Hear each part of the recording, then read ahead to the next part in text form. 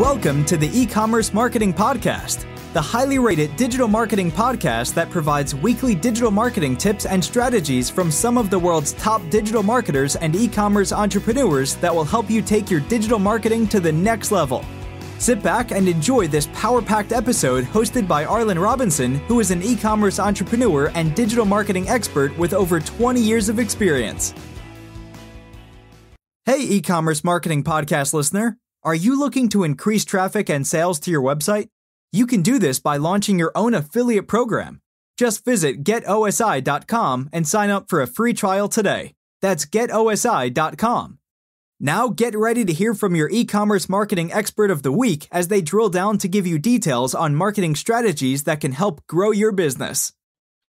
Welcome back to the E-Commerce Marketing Podcast, everyone. My name is Arlen Robinson, and I am your host. And today we have a very special guest, Angelie Mullins, who is the CMO and CGO at Latana, which is an AI-powered brand tracking solution designed to help businesses.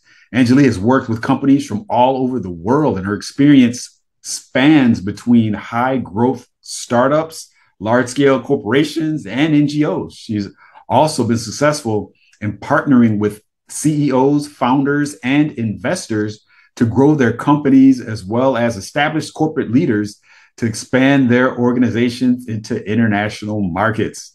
Welcome to the podcast, Angelie. Thank you. Very nice to be here, Arlen. Yes, and I'm excited to talk to you. Today we're going to be talking about brand tracking and how does an e-commerce company can keep track of, really their online reputation and all things related to their brand, because, these days it's a little tricky because there are so many avenues to get your brand exposed to the public, so to speak. So, if you're not on your P's and Q's, then, things can kind of get out of control. So it's a lot different. Before we started recording, I was telling you, I kind of got started in the tech industry about 22 years ago when, this was like before like 99, really, when we got started. And this is really when the internet was just taking shape. And this was pre-social media. This was really pre kind of almost everything. So, it was a lot different back then as far as keeping track of your brand. It was a little kind of a different game.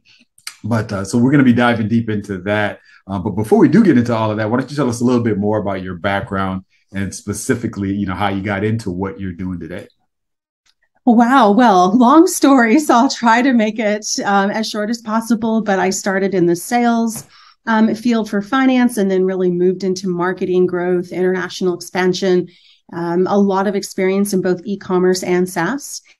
And, currently at Latana, like you said, I'm the CMO and CGO, so I manage marketing growth and commercial initiatives and brand tracking. This is a really new and exciting space. So in the marketing land, you have two opposite ends of the spectrum. You have social media and social listening. So think of all the hashtags, what's going around all the platforms. That's an idea of share of voice. On the other hand, in the marketing spectrum, you have performance marketing. And there's so many data sets and tools out there. But what's happened over, especially the past 5 years, is we've gotten into a space called data paralysis. And there are so many data points. People don't know what to make of which ones, how to utilize, and what that really means. What's the context behind that data? So this is where the whole more metamorphosis of brand tracking has arisen from. So brand tracking is all about brand awareness, associations, preference consideration. What's that context behind your data? What does your target audience really think? So a lot of e-commerce businesses use this kind of information to set their strategies, to launch their go-to-market. A lot of city-based, e-commerce, for example. So it's really, really a fun and exciting and a new area of marketing that's taking off. Yeah, it definitely is. And I like that term that you mentioned, the data paralysis. It's basically having so much data, you're like paralyzed because you don't know, how to digest it. And I think that kind of in our day and age, I think we can kind of relate having too much data, too many options to so many things. I always think about that when I go to the grocery store these days here in the US. It's like, if you're trying to buy anything, there's like I mean, hundreds of different brands and options, and it's like so much information, so many different things that you can do, that you can buy. It's it's sometimes you get paralyzed, you don't know what to do. And so with data and understanding decisions that you have to make on a company with regards to marketing, it's kind of the same thing. When you have all of this information, a lot of times, too much information is, could be a bad thing, unless you know how to properly, manage it and analyze it. These days, one of the things that, we kind of talked about is, an online reputation. And so why do you think a brand's knowledge these days of what their audience thinks of them why is it really so important these days? It's really surprising how often, a C-suite, an executive team gets together in a room and they make a decision about what their customers want, think, and believe without actually asking them. Right. And then they go to market and then they figure out, oh, it was all wrong. And then they try to figure out where exactly did we go wrong. Right. And so it always goes back to the beginning with ask your customers what the perception is. It's quite interesting that we get a lot of companies coming to us. Let's say they want to offer a new product and take it to market, a new service. They're launching a new city, a new country, etc. And they come to us and they say, oh, our customers think that we are progressive, that we're trustworthy, that we're credible. And so we always say, okay, well, let's ask them and find out.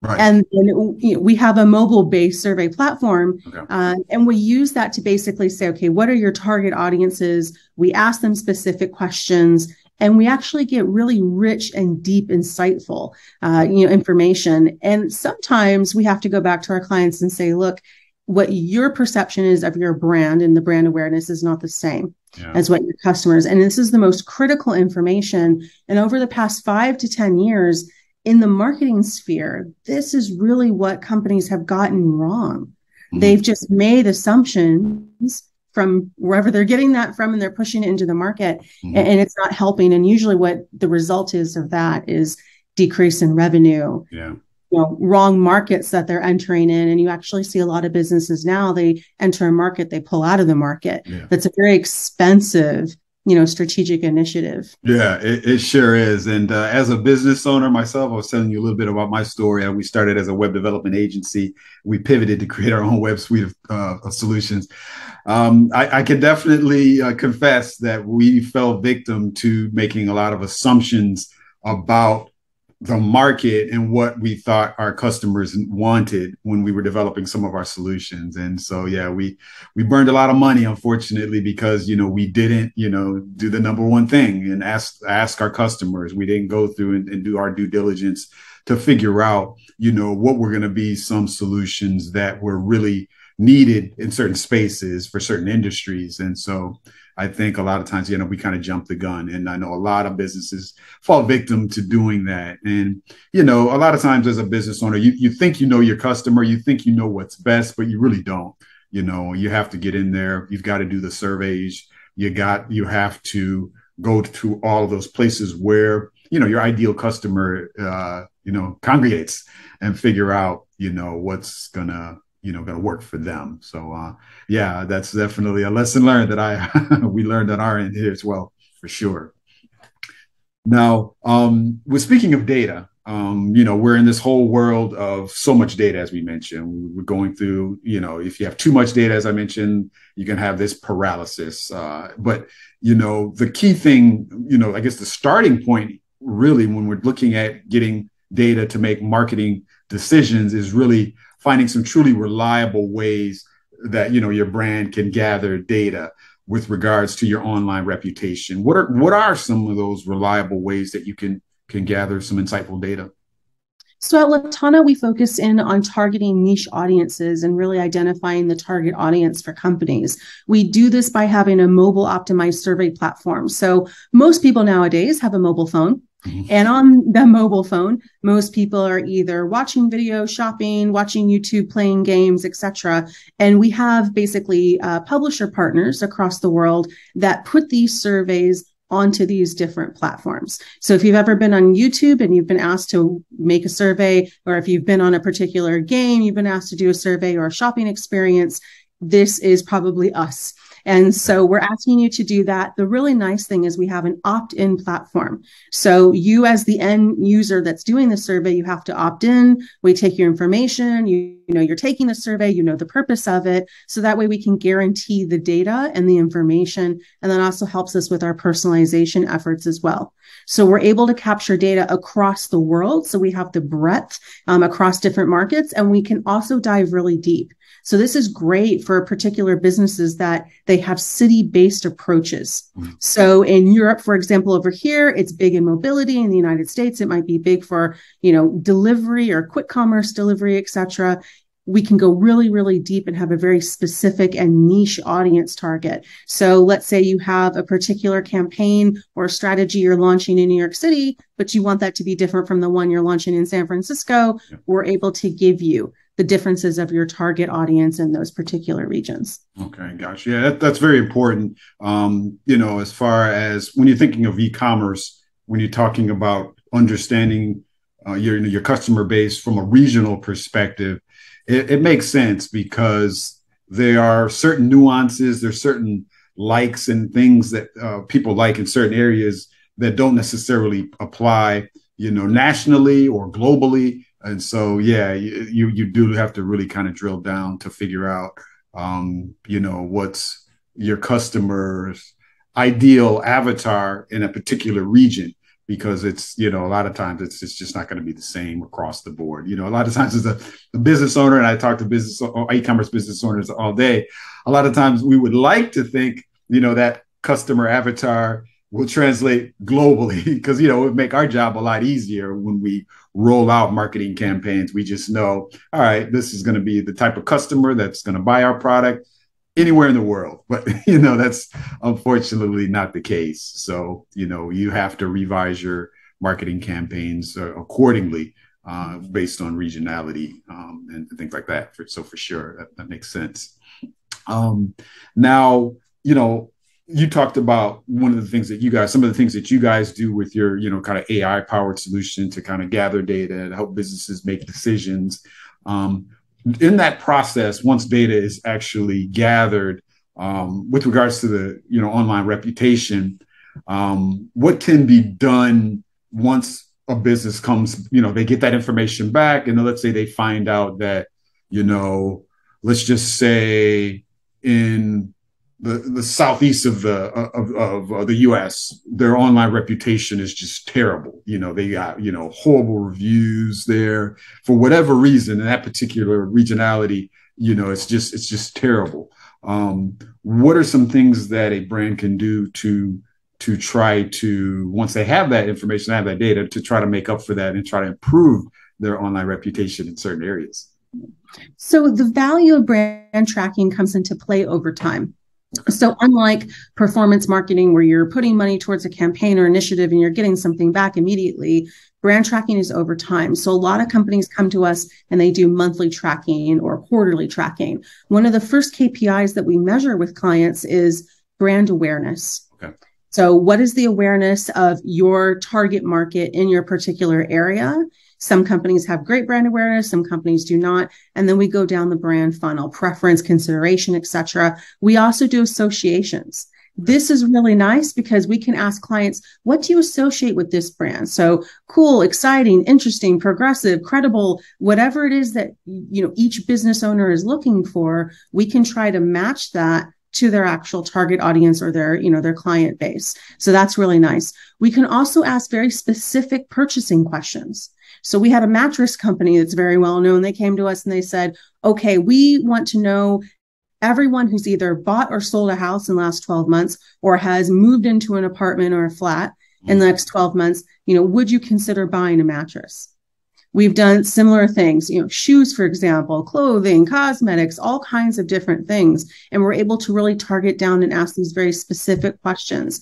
How do we synthesize all of that information? So we have an algorithm going in the background. It's called MRP. What it does is it smooths out the outliers. So in any data set, you're going to have, you know, peaks and troughs, and we're really trying to make sure that it matches the real world data. That's the most important piece. If a company had a particular, let's say they are a huge company, they advertised in the Super Bowl, you're going to see a spike. Yeah. Let's say, they had a mini campaign or they rolled out, a new brand campaign, usually you're going to see an uplift. So we want to make sure that it's matching the real world results. It also cleans out all of the bots, cleans out the bots, it cleans out the fake data. So this is where our platforms where you opt in to take the survey, this is where that becomes extremely crucial and why we have such great accuracy with the data that we're getting. But the major KPI, at least at the beginning. So if a company wanted to start with us, we would say, okay, let's start with brand awareness within your particular market or region, and let's really get a gauge there and let's track it over time. So that tracking over time is really where the value comes in, because then you can see the changes. And this is where business owners take that data and really relate it to the strategic decisions that they're going to make about their business or the increases in their revenue, et cetera. Yeah. So yeah, it sounds like the key thing there is tracking over a period of time. And this, I guess it has to really be ongoing. You can't, it's a lot of times you hear about marketing, everybody wants the one and done type thing where you do this and that's it, the rest is history. But it sounds like what you're talking about, this is something you really always have to do. And this is where, when we talked about data paralysis, this is how the industry and marketing is changing. So in the past 5 years, and I would actually say 10, it was all performance driven, marketing. You put something out, you get something back, an immediate ROI. But what we're finding now is without that context, that ROI is really meaningless. Yeah. You can have great ROI in a campaign, but the campaign is not giving you incremental revenue results. Right. It doesn't matter. So then there's that delta question, right? What happened? What are we missing? This is where LaTonya and where brand tracking comes in, and why brand tracking and brand awareness and perception in the marketplace is now starting to become much more important than, I would say, performance marketing results. There's always going to be data points out there, but without the context, those data points, don't help a business owner to make the right decisions. Yeah, very true. Now, with regards to, what you guys do in your AI powered technology, one of the things I was thinking of is I think, we're kind of at a point here where 2022, I would say the majority of the major brands have really embraced advertising online, social media, what have you. But there's still some companies that really don't necessarily rely on technology, and they, believe it or not, they, maybe not even have a web presence, social media, but maybe they are like a family-owned business, for instance, that has just thrived off of having that incredible, direct word of mouth reputation. When you're dealing with, let's say, a company like that doesn't really have too much, online activity, how do you really get a hold of, their business reputation? Is there certain things that you look for? Are there certain things that you can do? Yes. And again, we're really looking for brand awareness within their target market. So that particular business owner, maybe they're not digitally savvy, but their customers are. Sure.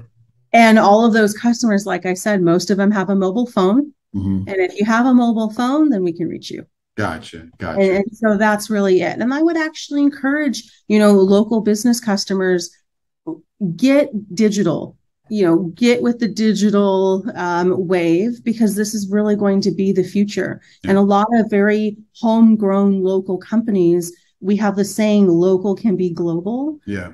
If you're a local producer, we even had a local producer of agricultural goods, and they're selling that globally because they have the digital presence, and different countries want that specific good. So it's really great, I would say, for local businesses. Yeah, that is very true.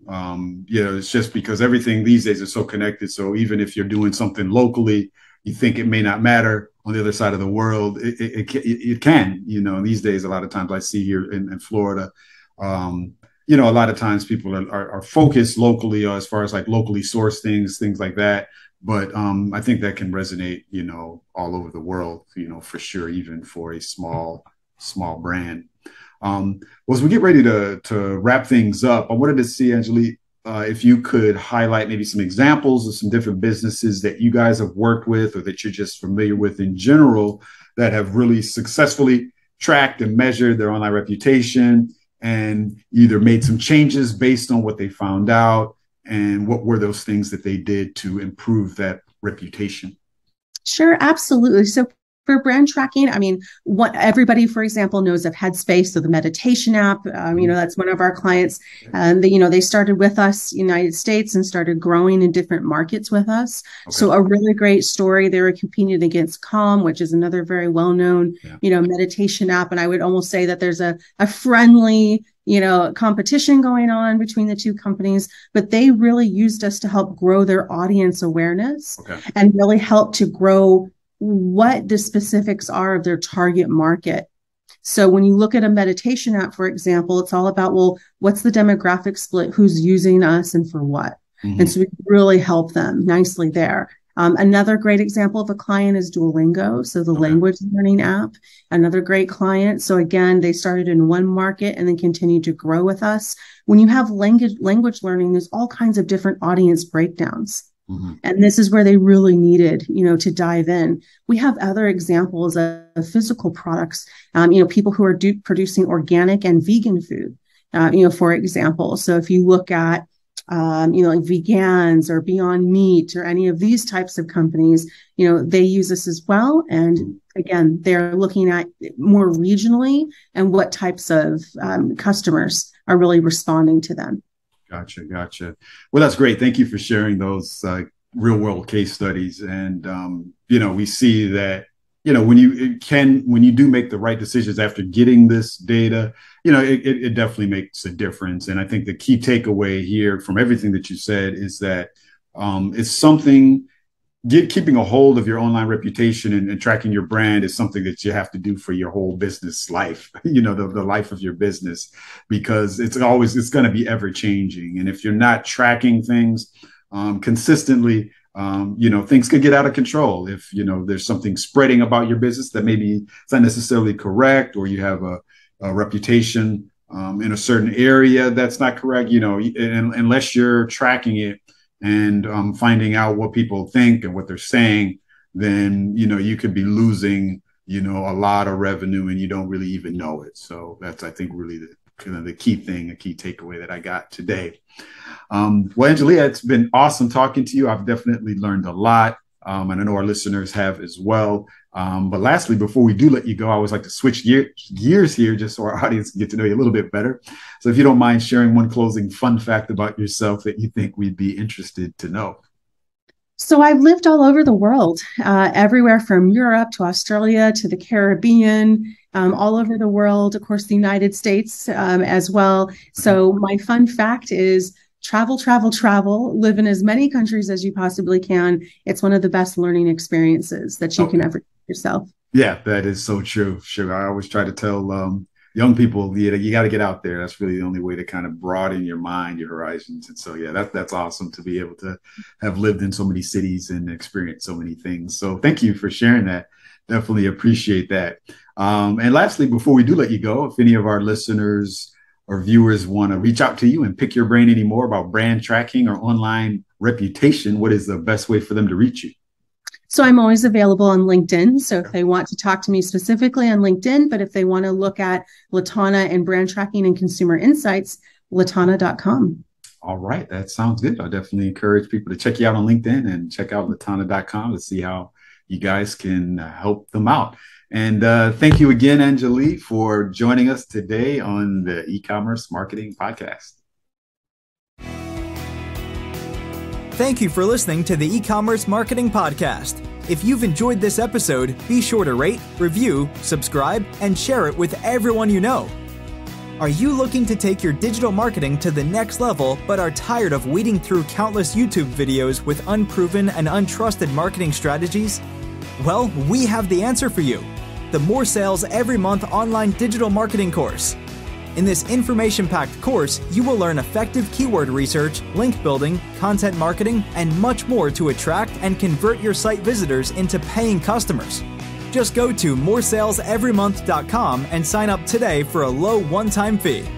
In addition to this power-packed course, if you would like to get access to a growing repository of digital marketing articles, PDFs, and ebooks, check out getosi.com/resources and opt in to get full access to our library of priceless marketing information to help you take your digital marketing to the next level.